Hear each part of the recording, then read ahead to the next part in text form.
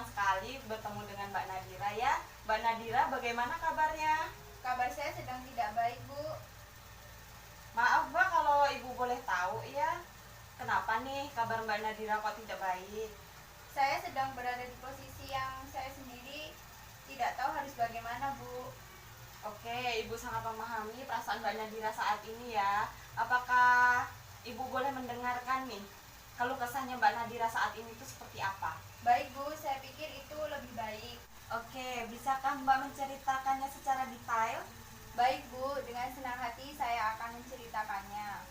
Baik, kalau begitu Ibu ingin mendengarkan sejauh mana perasaan yang mengganggu Mbak saat ini. Jadi begini, Bu.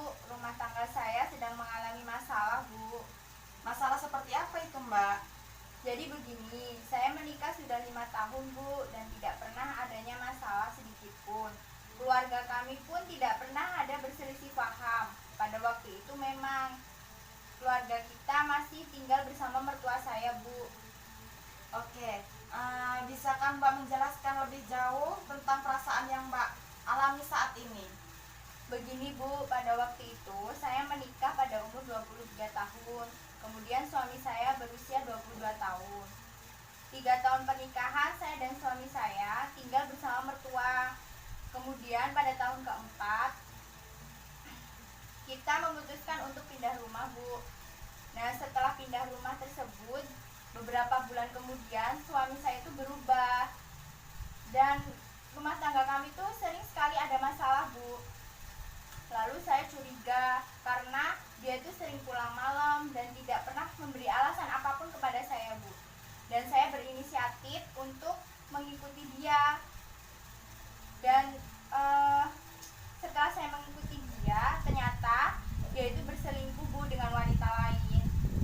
Oke, selanjutnya apa yang Mbak lakukan ketika Mbak mengetahui jika suami Mbak mengkhianati hubungan pernikahan Mbak?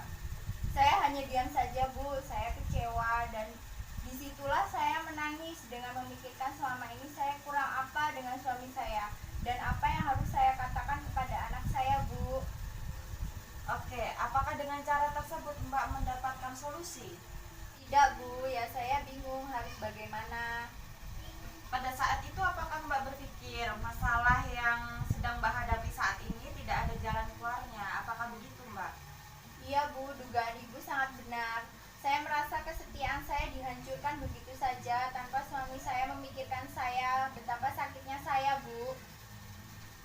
Maaf ya Mbak, jadi masalah yang sedang Mbak alami saat ini mengenai suami Mbak yang mengkhianati hubungan pernikahan Mbak, bukan begitu? Iya, Bu, dan saya bingung harus bagaimana. Begini, tanpa Mbak sadari ya, Mbak sudah memahami masalah yang sedang Mbak hadapi saat ini.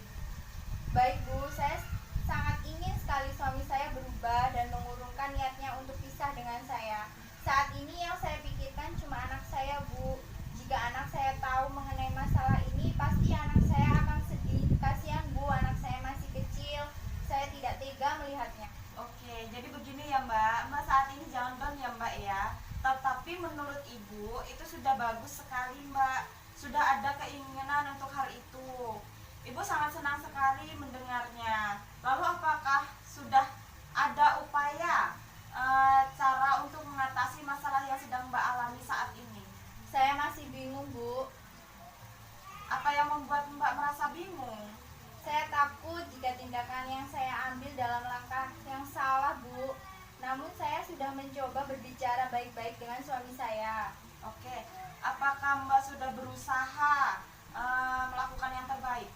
Rasanya belum, Bu. Lalu kenapa Mbak Nadira berpikiran negatif? Nah, itu yang saya tidak mengerti, Bu. Baiklah, apa kira-kira rencanamu ke depannya? Pertama, saya akan kembali berbicara baik-baik dengan suami saya. Lalu kedua, saya akan bertanya salah dan kekurangan saya di mana, sehingga suami saya tega mencari kebahagiaan di luar. Kemudian yang ketiga, saya meminta maaf jika selama ini saya menjadi istri dan ibu yang banyak kekurangan dalam mengurus keluarga. Saya rasa itu yang akan saya lakukan, Bu. Bagus ya Mbak, Mbak sudah tahu apa yang harus Mbak lakukan. Sebelum pembicaraan ini kita tutup, bagaimana perasaanmu setelah kita berdiskusi? Saya merasa lega dan lebih tenang setelah melakukan konseling. Kecemasan dan ketakutan yang saya alami mulai menurun dan juga saya tahu langkah-langkah apa yang harus saya lakukan untuk mengatasi masalah yang sedang saya alami saat ini, Bu. Alhamdulillah ya Mbak ya. Jadi kesimpulannya adalah yang pertama, Mbak akan kembali berbicara baik-baik dengan suami Mbak. Yang kedua, Mbak akan bertanya salah dan kekurangan Mbak ini di mana sehingga suami Mbak tega mencari kebahagiaan di luar. Dan yang ketiga, Mbak jangan lupa untuk meminta maaf jika selama ini Mbak menjadi istri dan ibu yang banyak kekurangan dalam mengurus keluarga.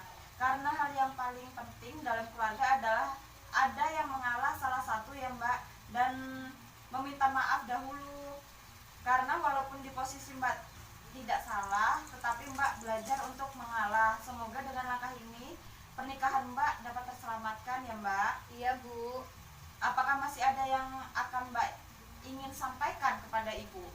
Tidak, Bu, saya rasa cukup. Bagaimana kalau diskusi ini kita tutup Mbak? Dan jika Mbak ingin melakukan konseling kepada saya, jangan sungkan ya Mbak, langsung saja hubungin saya. Baik, Bu, terima kasih, Bu. Baik, sama-sama.